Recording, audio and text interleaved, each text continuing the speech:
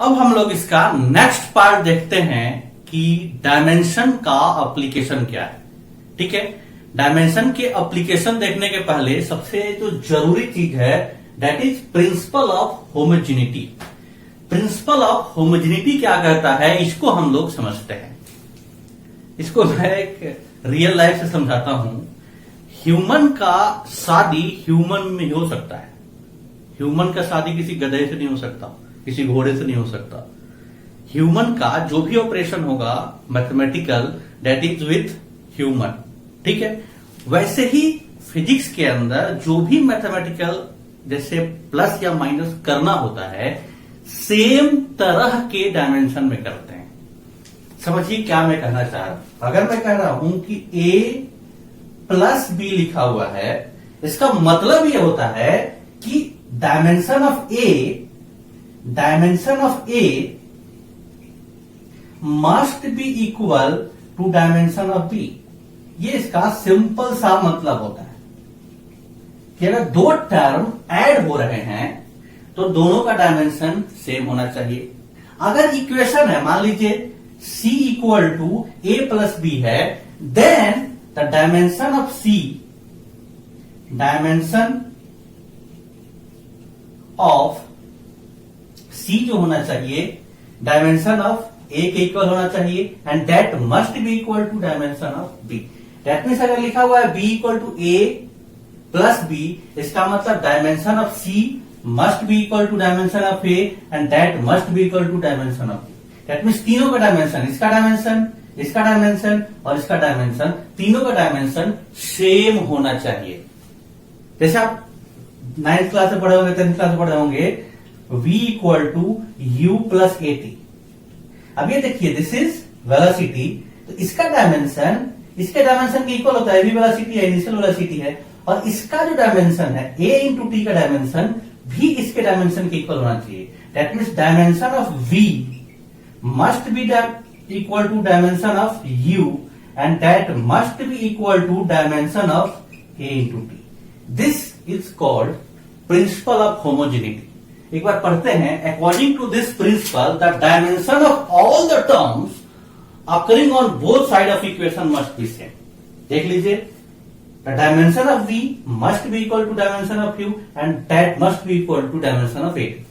Similarly यहां देखिए dimension of c must be equal to dimension of a and that must be equal to dimension of b।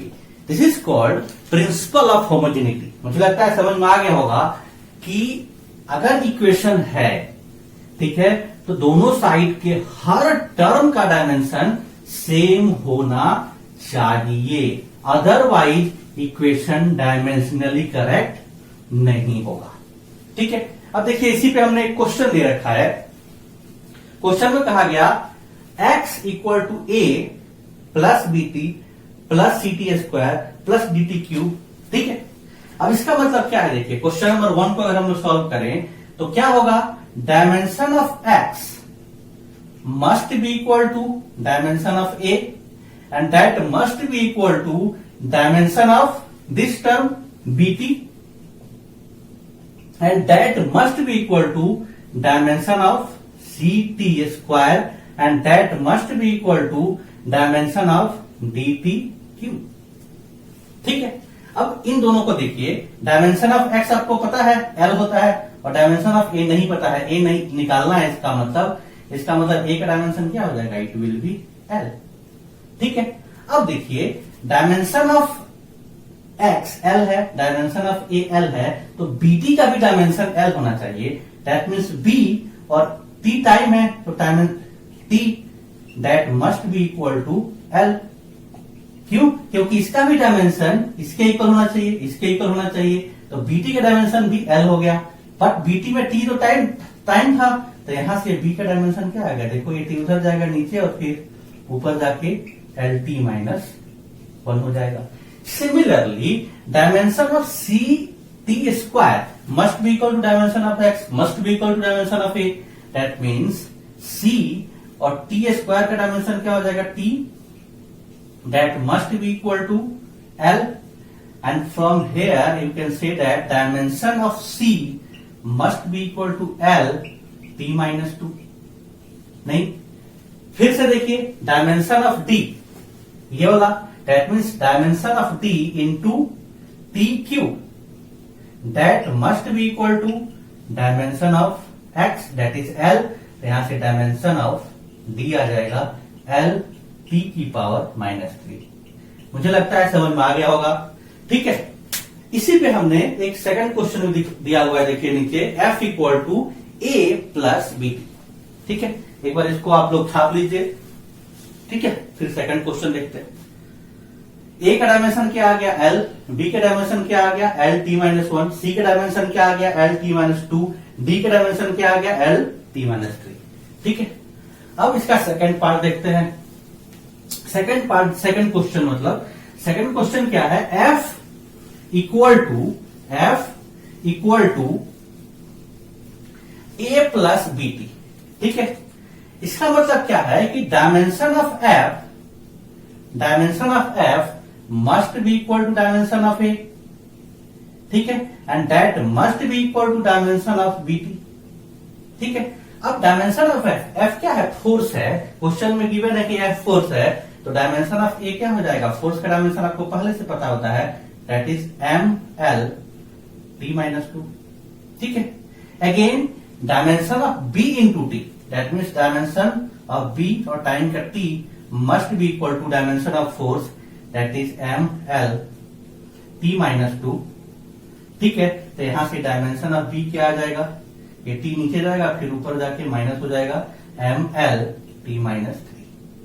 तो ये हमने दो basic question किए इस पे, प्रिंसिपल ऑफ होमोजेनिटी पे। ठीक है, कि प्रिंसिपल ऑफ होमोजेनिटी फिर से मैं बताता हूं क्या है। प्रिंसिपल ऑफ होमोजेनिटी कहता है कि अगर इक्वेशन है तो जितने भी टर्म होंगे हर टर्म का डायमेंशन सेम होना चाहिए। ठीक है, अब देखिए इधर लिखा हुआ है एप्लीकेशन ऑफ डायमेंशनल एनालिसिस। ठीक है, अब हम बहुत सारे एप्लीकेशन इससे कर सकते हैं। ठीक है, उसमें से दो मैंने आपको लिखा हुआ है। क्या है, first deducing relation among physical quantity. हम डायमेंशनल एनालिसिस के द्वारा फॉर्मूला डिराइव कर सकते हैं। इस पे हम लोग अभी कुछ क्वेश्चन करेंगे, बट इसमें एक प्रॉब्लम होता है कि कांस्टेंट डिराइव नहीं होता है। ठीक है, deduce relation among the physical quantity मतलब हम फॉर्मूला निकाल सकते हैं, जैसे F equal to M A, आपको पता है F equal to M A. ठीक है, तो हम जब डायमेंशनल एनालिसिस से निकालते हैं तो some constant F into some constant into M A आता है। ये कांस्टेंट हम डायमेंशनल एनालिसिस से नहीं बता पाते हैं। ये एक कंडीशन है, ये एक लिमिटेशन है कह सकते हैं डायमेंशनल एनालिसिस का। ठीक है, उसके बाद सेकंड है कि हम इससे चेक कर सकते हैं, इससे हम चेक कर सकते हैं कि कोई फार्मूला सही है या गलत है। इसको थोड़ा सा समझते हैं। कोई फार्मूला सही होने के लिए फर्स्ट कंडीशन ये है कि दोनों साइड का, लेफ्ट साइड का डायमेंशन और राइट साइड का डायमेंशन इक्वल होना चाहिए, सेम होना चाहिए। ठीक है, हर टर्म का डायमेंशन सेम होना चाहिए। ठीक है, पहली चीज। अगर सेम नहीं होगा तो फार्मूला 100% गलत होगा। ठीक है, अगर सेम नहीं होगा तो फार्मूला 100% गलत होगा। ठीक है, सेकंड कंडीशन कि अगर डायमेंशनली करेक्ट है तो कोई जरूरी नहीं है कि वही फार्मूला होगा। ये भी एक लिमिटेशन है डायमेंशन एनालिसिस का। जैसे आपको आईआईटी निकालना है तो आईआईटी के लिए मिनिमम क्राइटेरिया क्या है कि 12th पास होना चाहिए आपको, और एक मिनिमम परसेंटेज जो हर साल डिसाइड होता है अलग अलग साल, वो होना चाहिए आपके पास with PCM. Physics, chemistry, math होना चाहिए, और मान लीजिए कि 75% आपको चाहिए या 85% चाहिए। ठीक है, अगर 75% क्राइटेरिया हमने रख दिया और पीसीएम रख दिया, फिजिक्स, केमिस्ट्री, मैथ, ठीक है, तब आप आईआईटी क्रैक कर सकते हैं, आईआईटी निकाल सकते हैं। लेकिन इसका मतलब ये नहीं है कि जितने लोग 75% लाते हैं और पीसीएम ले करते हैं वो सब निकाल सकते हैं, सब निकाल ही लेंगे, ये कोई जरूरी नहीं है। वैसे ही डायमेंशनल जो इक्वेशन होता है, कंसिस्टेंसी चेक करने का कंडीशन ये है कि दोनों साइड का डायमेंशन सेम होगा तभी वो डायमेंशनली करेक्ट होगा। अगर इक्वल नहीं है तब तो 100% है कि नहीं होने का है। अगर आपका पीसीएम नहीं है, ठीक है, मैथ ही नहीं है उसमें, ठीक है, बायो से आपने किया तो फिर आप आईआईटी नहीं निकाल सकते। ये तो क्लियर हो गया कि कोई कंडीशन अगर फॉलो नहीं हुआ तो फिर नहीं होगा। लेकिन कंडीशन होने के बाद भी 100% आप बोल नहीं सकते कि ये सही है। ये चीज आपको समझ लेना है कि जो हम कंसिस्टेंसी चेक करते हैं केवल डायमेंशनली करेक्ट बताते हैं, करेक्ट फॉर्मूला है या नहीं है हम इसके बारे में नहीं कर सकते। जैसे हम ये आया हुआ है F=KMA, अब यहाँ K की जगह पर 10 भी हो सकता है, 20 भी हो सकता है, 5 भी हो सकता है, लेकिन वो सारे F=MA नहीं है। ऑल जो है न्यूटन सेकंड लॉ नहीं है। न्यूटन सेकंड लॉ क्या होता है? F=MA, ठीक है, ना कि F=6MA या 10MA या 1000MA, ठीक है। तो ये इसका एक कांस्टेंट है। इस पे हम लोग अब क्वेश्चन करते हैं, फिर और डिटेल में समझ में आएगा। क्वेश्चन देखते हैं। देखिए यहाँ पे 2 क्वेश्चन में लिखा हुआ है। फर्स्ट क्वेश्चन देखिए, कहा गया है कि ये consider a simple pendulum having a bob attached to a string that oscillate under action of a force of gravity, ठीक है, ग्रेविटी के अंदर हो रहा है। Suppose that period of oscillation of simple pendulum depends on length, mass and acceleration due to gravity g. हमारे काम का चीज यहां शुरू हुआ है। देखिए, सपोज दैट इस पे डिपेंड कर रहा है, एक्सेलरेशन ड्यू टू ग्रेविटी पे, लेंथ पे और मास पे। आपको टाइम पीरियड का एक्सप्रेशन निकालना है। क्वेश्चन को आपने पढ़ लिया, अब समझते हैं क्वेश्चन को क्या है। जब भी डायमेंशनल एनालिसिस में क्वेश्चन आता है कि आपको फॉर्मूला डिराइव करना है, तो सबसे पहले तो यह बताया जाएगा कि किसका फॉर्मूला डिराइव करना है, ठीक है। फर्स्ट बात आपको पता होना चाहिए कि किसका फॉर्मूला डिराइव करना है, उसका डायमेंशन आपको पता होना चाहिए। जैसे इस क्वेश्चन में क्या कहा गया, derive expression for time period. किसका आपको फॉर्मूला डिराइव करना है? टाइम पीरियड का। तो टाइम पीरियड का डायमेंशन आपको पता होना चाहिए, एंड दैट इज टी, मुझे पहले से पता है, ठीक है। अब आते हैं आगे कैसे बढ़ेंगे क्वेश्चन में। जैसे ही आगे बढ़ते हैं क्वेश्चन में, अब जिस चीज को निकालना है, जैसे टाइम पीरियड को निकालना है, तो क्वेश्चन में इंफॉर्मेशन गिवन रहता है कि टाइम पीरियड किस पे डिपेंड कर रहा है। कोई भी डायमेंशनल एनालिसिस का क्वेश्चन हो, उसमें यह बात जरूर बताया जाता है कि जो रिक्वायर्ड फिजिकल क्वांटिटी जिसको निकालना है वो किस पे डिपेंड करता है, ठीक है। जैसे ही हमें पता चल गया कि किस पे डिपेंड करता है, मैं एक जनरल इक्वेशन लिख देता हूं। मुझे नहीं पता किस पे डिपेंड कर रहा है, किस पावर पे, लेकिन ये हमें पता है कि लेंथ पे डिपेंड कर रहा है, मास पे डिपेंड कर रहा है और acceleration due to gravity small g पे डिपेंड कर रहा है। तो हम क्या करते हैं कि ऐसे ही अपने मर्जी से इनके डिपेंडेंस वाला एक इक्वेशन लिखते हैं। जैसे समझिए कैसे, हमने कहा कि टाइम पीरियड निकालना है, तो हमने कहा कि डिपेंड कर रहा है तो there must be a constant, क्योंकि कोई भी चीज अगर प्रोपोर्शनल होती है तो जब ये प्रोपोर्शनलिटी का साइन घटता है तो एक कांस्टेंट आता ही आता है। तो हमने कहा कि ये कांस्टेंट अब किस पे डिपेंड कर रहा है, देखो लेंथ पे। तो हमने कहा कि लेंथ का कुछ पावर होगा, मान लीजिए x, ठीक है, डिपेंड कर रहा है तो फॉर्मूला में एल आएगा ना, अब उसका कुछ ना कुछ पावर होगा। फिर किस पे डिपेंड कर रहा है?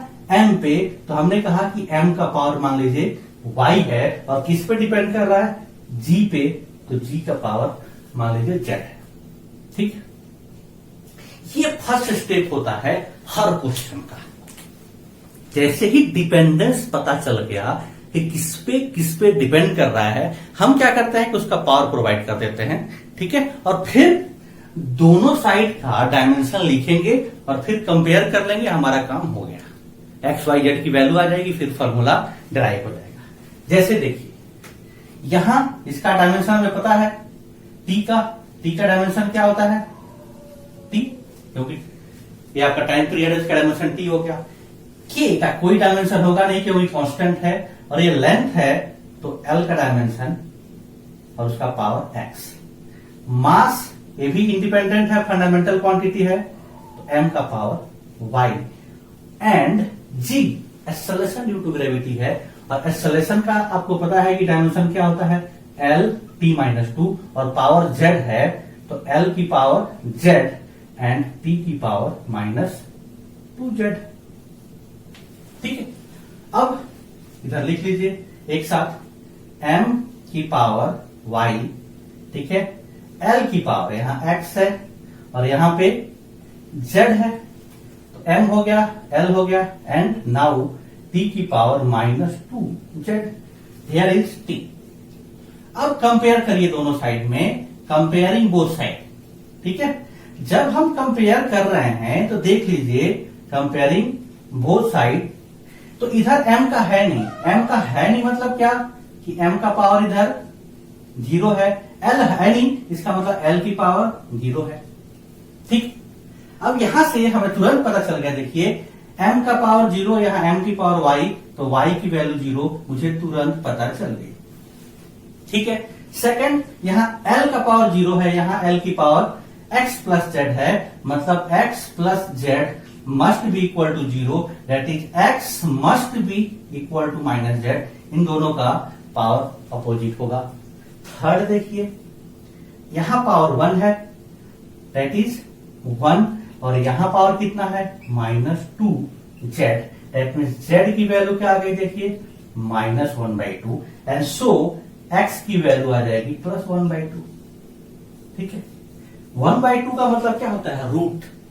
ठीक है, यहां से इसका मतलब t equal to some constant t, and m का पावर तो कुछ है नहीं, तो m हट गया, l का पावर x की पावर 1/2, दैट मीन्स √l। ठीक है, और इसका पावर -1/2, g की पावर -1/2, इसका मतलब इसको 1/√g लिख सकते हैं, इट इज 1/√g। तो यहां से t की वैल्यू आ गई k √l/g। This is the required formula. अब इसमें हमारा कंडीशन हम नहीं निकाल सकते, लिमिटेशन है, इस k की वैल्यू नहीं निकाल सकते। जब हम ऑसिलेशन चैप्टर पढ़ेंगे तो हमें पता चलेगा कि इसकी वैल्यू 2π होती है। ठीक है, लेकिन अभी इसकी वैल्यू हम नहीं निकाल पाएंगे। फिर से मैं रिवाइज कर देता हूं, हमने क्या किया, पता किया कि इस चीज को निकालना है। ठीक है, उसका डायमेंशन लिख देंगे। ठीक है, उसके बाद किस पे डिपेंडेंस है उसको लिखेंगे और उसको पावर दे देंगे, और फिर दोनों साइड का डायमेंशन लिखेंगे, कंपेयर कर देंगे, और जो भी पावर है उसकी वैल्यू निकाल लेंगे और वैल्यू रख देंगे। सिंपल सा कहानी है। ठीक, अब आते हैं इसके सेकंड क्वेश्चन पे। ठीक है, सेकंड क्वेश्चन आप खुद से भी एक बार ट्राई कर सकते हैं। ठीक है, तब तक मैं मिटा देता हूं। कहा क्या गया है, देखिए क्वेश्चन में कहा गया, when a solid sphere moves through a liquid opposes the motion, that is viscous force। आप फ्लूइड मैकेनिक्स में पढ़ेंगे इस बात को कि उसे हम लोग विस्कस फोर्स बोलते हैं। ठीक है, विस्कस फोर्स अपोज करता है। ठीक है, अब क्या कहा गया, जो फोर्स है, the magnitude of force depends on coefficient of viscosity. अब ये क्वेश्चन में गिवन नहीं था, मैंने दे दिया है क्योंकि मैं तो सिखा रहा हूं आपको। कोफिशिएंट ऑफ विस्कोसिटी या तो आपको निकालना पड़ेगा या आपको पहले से याद होना चाहिए। इन जनरल क्वेश्चन में वो नहीं देंगे। ठीक है, आपको निकालना पड़ेगा। ठीक है, अब देखिए किस पे डिपेंड कर रहा है, कोफिशिएंट ऑफ विस्कोसिटी, रेडियस और फिर वेलोसिटी। फिर से निकालना क्या है, वैसे ही करते हैं। निकालना क्या है, एफ। डिपेंड है, डिपेंडेंस है, मतलब सम कांस्टेंट के।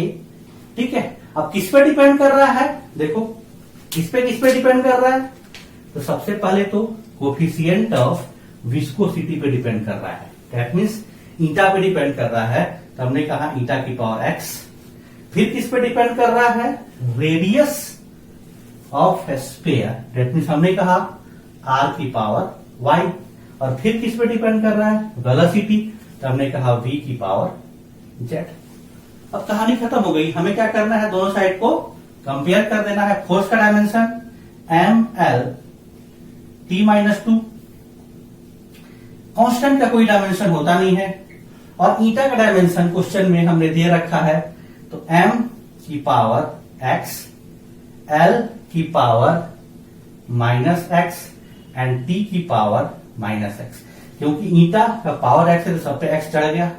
ठीक है, इनटू आर लेंथ होता है, तो लेंथ की पावर वाई, और वेलोसिटी क्या होता है, एल टी माइनस वन। ठीक है, तो इसका पावर चढ़ा दिया हमने, थोड़ा सा मिटा देता हूं इधर। ठीक है, तो ये हो गया एल की पावर जेड और टी की पावर माइनस जेड। ठीक, अब देखिए M L T minus two. ठीक है, अब सबको एक साथ लिखते हैं। एम, यहां पे एक जगह पे एम है और कहीं पे एम नहीं है, तो एम की पावर एक्स हो गया। फिर एल यहां पे है माइनस एक्स पावर है, यहां पे प्लस वाई पावर है, और यहां पे प्लस जेड पावर है। वेरी गुड, एल भी हो गया। ठीक है, अब बच गया टी का पावर यहां पे माइनस एक्स है और यहां पे माइनस जेड है। तो ये हमारा डायमेंशन दोनों साइड का हमने लिख लिया। अब कंपेयर कर देंगे, कंपेयरिंग बोथ साइड। ठीक है, कंपेयरिंग बोथ साइड। अब देखिए यहां पे m की पावर 1 है और यहां m की पावर x है, दैट मीन्स x की वैल्यू तुरंत 1 आ गई। Very good. ठीक है, x की वैल्यू आ गई। देखो यहां पे t की वैल्यू, t का power minus X minus Z है, और यहां पे t का पावर माइनस 2 है, that means minus 2 equal to minus X minus Z. ठीक है, that means 2 equal to X plus Z, और x की वैल्यू 1 है, तो यहां पे 2 इक्वल टू 1 प्लस जेड, तो यहां से z की वैल्यू भी 1 आ गई। Very good. अब देखिए l का पावर यहां पे 1 है, और यहां पे देखिए ये पावर है, that means minus X plus Y plus Z equal to, यहां पे पावर 1 है। ठीक है, x 1 है तो माइनस 1 प्लस z नहीं पता है, y नहीं पता है तो y, और z की वैल्यू 1 है एंड दैट इज 1। यहां देखिए माइनस 1 कट गया, y की वैल्यू भी आपका 1 आ गया।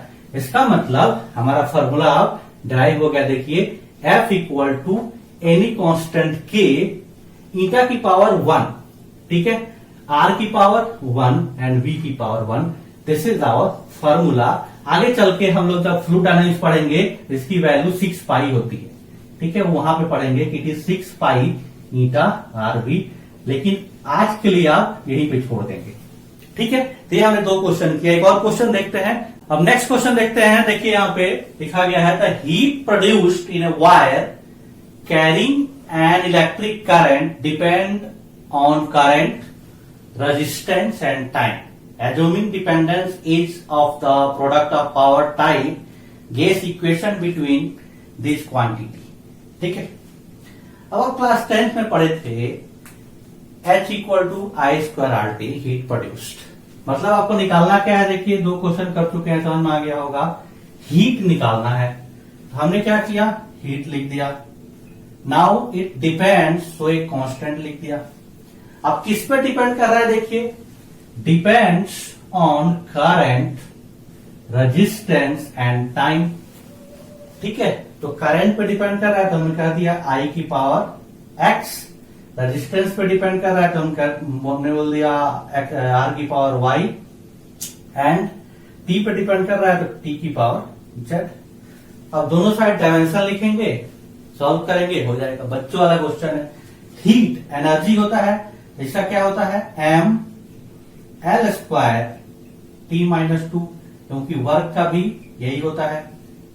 ठीक है, के कांस्टेंट है, इसका होगा नहीं। करंट का ए, इसका हो गया ए की पावर एक्स, और आर का क्वेश्चन में आपको दे दिया गया है। देखिए यहां पे आपकी आसानी के लिए, तो ये हो गया एम की पावर वाई, एल की पावर 2y। ठीक है, एम एल ए की power minus 2y and T की पावर माइनस 3y। ठीक है, उसके बाद टी है। ठीक है, तो यहां पे टी की पावर जेड लिख लीजिए। ठीक है, अब सबको क्या करेंगे, एक साथ लिख लेंगे और फिर कंपेयर कर देंगे।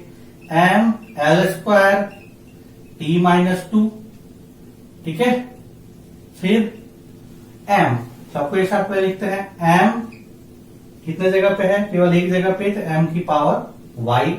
फिर लिखते हैं l।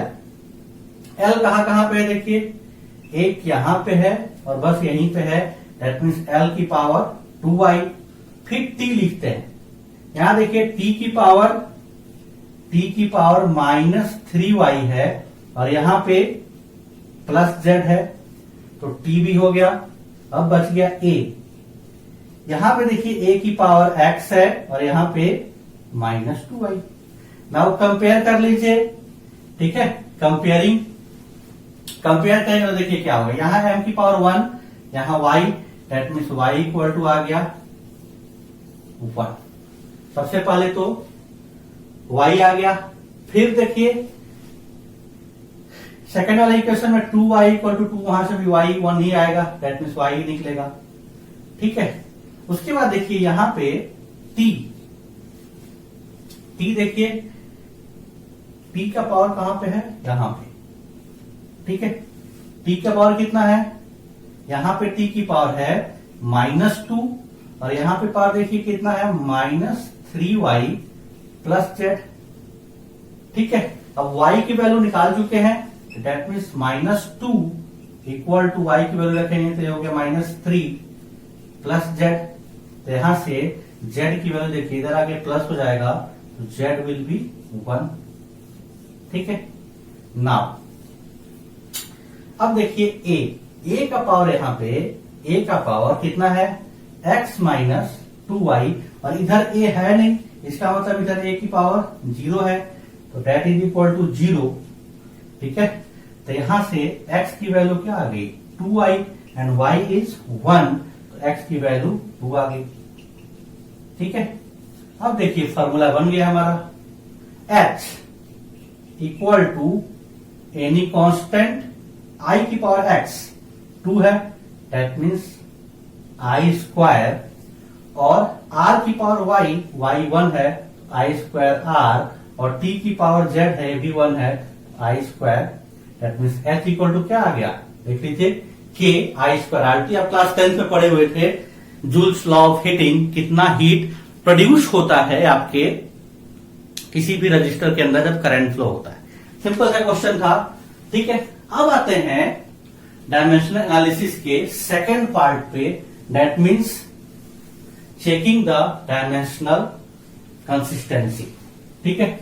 किस तरीके से डायमेंशनल कंसिस्टेंसी को चेक करेंगे, तो उसमें क्या करते हैं कि दोनों साइड के डायमेंशन को, जैसे अभी कर रहे हैं ना, यही करते हैं, दोनों साइड के डायमेंशन को देख लेते हैं कि इक्वल है, हर टर्म का डायमेंशन अगर सेम है तो फिर डायमेंशनली करेक्ट होगा, और अगर डायमेंशन नहीं है सेम सबका तो फिर वो डायमेंशनली इनकरेक्ट होगा। सिंपल सा कहानी होता है, ठीक है। चलिए, तो नीचे क्वेश्चन दिया हुआ है, देखिए 3 क्वेश्चन दिया हुआ है बच्चों वाला, ठीक है। उसको हम लोग देख लेते हैं कि जो है डायमेंशनली करेक्ट है या नहीं है, ठीक है। चलिए, सबसे फर्स्ट क्वेश्चन देखिए, क्वेश्चन कहा गया v square equal to u square plus 2ax। Dimensionally correct होने के लिए जो इसका डायमेंशन है, इसके डायमेंशन के इक्वल होना चाहिए और इसके डायमेंशन के इक्वल होना चाहिए, तो dimension of v square, v का क्या होता है देखिए, l t-1 वेलोसिटी है, तो यहां से क्या आ जाएगा, it will be l square t-2। Similarly ये देखिए u है, तो dimension of u square, u की वेलोसिटी होता है इनिशियल वेलोसिटी, तो ये भी क्या हो जाएगा, l स्क्वायर t-2, ठीक है। 2 का तो कोई डायमेंशन होगा नहीं, dimension of a into x, a का डायमेंशन क्या होता है याद करिए, l t-2, ठीक है, और l से फिर मल्टीप्लाई है, तो क्या हो जाएगा, l स्क्वायर t-2। तो देख लीजिए तीनों डायमेंशन सेम है, इसका मतलब कि हमारा ये इक्वेशन डायमेंशनली करेक्ट है। That means dimension of v square equal to dimension of u square, and that is equal to dimension of 2ax, and so it is dimensionally correct. Simple सा कहानी था, ठीक है। ये हो गया। सेकंड देखिए f equal to ma, f equal to M A, that means dimension of F, dimension of F क्या होता है, M L T minus two, ठीक है। नाउ डायमेंशन ऑफ एफ, ठीक है। Now dimension of M A, M का होता है एम और एक्सेलरेशन का होता है एल टी माइनस टू, देख लीजिए दोनों का डायमेंशन सेम है, that means dimension of F equal to dimension of M into A, that means A भी डायमेंशनली करेक्ट है, ठीक है। थर्ड देखिए M G H equal to half M V square, dimension लिखिए, dimension of M G H क्या होगा, मास का M, जी acceleration होता है तो एल टी माइनस टू, और एच लेंथ है तो ये एक और मल्टीप्लाई होगा तो एल स्क्वायर आ जाएगा, ठीक है। राइट में देखिए half M B square, dimension of half M B square, half का तो कुछ होता नहीं है, एम का एम हो गया, ठीक है। और ये देखिए वेलोसिटी का स्क्वायर, वेलोसिटी होता है L T minus to, it is L square T minus to, देख लीजिए दोनों का डायमेंशन सेम है, दैट मीन्स ए भी डायमेंशनली करेक्ट है। तो ये हमने देखा अभी एप्लीकेशन ऑफ डायमेंशनल एनालिसिस।